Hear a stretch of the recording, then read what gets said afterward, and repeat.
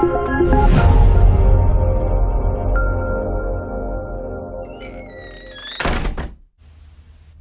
is up, ladies and gentlemen? I will be your host for the next 5 to 7 minutes, depending on how long this review is.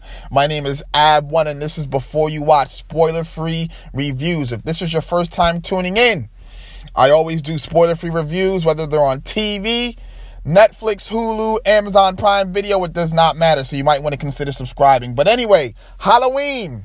The Halloween theme song is one of the most iconic melodies ever. Whether it's from TV, movies, video games, it does not matter. You hear those piano keys, do do do do do do. You know what it is. You know what it is. Now, when I saw the trailer for this film, I paid no attention to it because I knew what was going on. I didn't really need to pay too much attention to the plot line. We know what's going on. Michael Myers has escaped.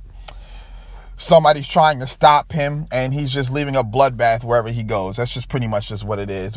But the one thing I did notice about this film that stood out from all the others is that they really humanized him.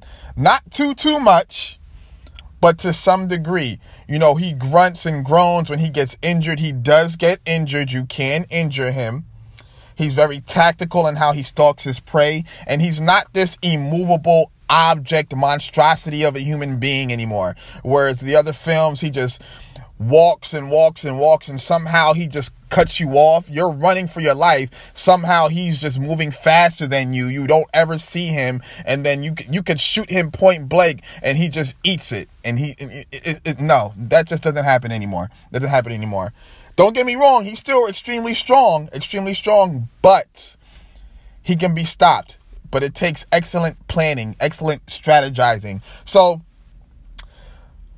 this movie is rated R. I will definitely let you know that from the gate. There's a lot of cursing in this film. There's a lot of gore.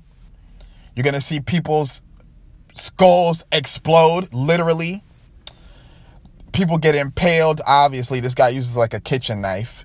And there's some brief nudity. So if you're thinking about bringing like your 13, 14-year-old child, I would just exercise some discretion. The horror movies now, they kind of tend to lean towards a certain direction when a jump scare is going to happen. You know, maybe the music is kind of ascending, do, and then you see the jump scare. Not in this film. It has it in some scenes, but for the most part, it just happens. There's a lot of misdirection in this film. You could be looking at one side. The camera could be angled in one direction, and you'll see something out of the corner of your eye, out of your peripheral vision. The movie itself, I wouldn't say is that intense of a horror film compared to other films like Insidious, and The Conjuring, even though those are different types of horror films. You know, this one isn't that scary. Well, no, it's not scary at all.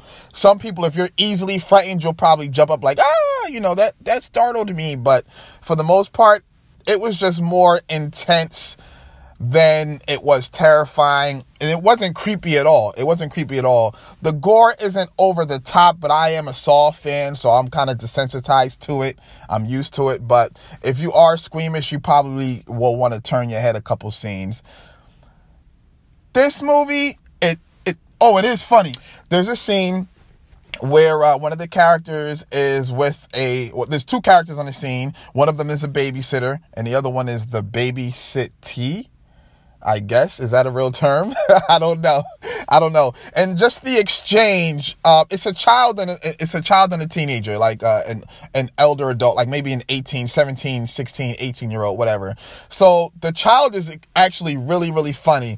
And all I can think of during that scene are those like vines, those skits where it's like if black people were in horror movies, because they nailed it to a T. It was just hilarious. It's hilarious. But if that was my child, I would wash his mouth out with soap. But anyway, the last 30 minutes of the movie are extremely gripping, or extremely compelling, extremely engaging, extremely intense. So if you're not going to watch any other parts of the film, watch the last 30 minutes and you will not regret it. The final scene is open-ended, and that's not me just giving you a spoiler-free review. That really is what I think. You could interpret it one way and someone else can interpret it another way, but I feel like that's a good thing because There's no real definitive answer. You can discuss it, keep going, see where they want to take the franchise. The cinematography is also on point. The way they filmed it really does the movie justice. But there are some cliche scenes, the females are tripping when they're running, the typical hiding in the closet, they're in the woods, you're locked in a bathroom at like this skeevy gas station on the side of the road. So it's still predictable. So with that being said, I'm going to give this movie a 7 out of 10. Definitely check it out.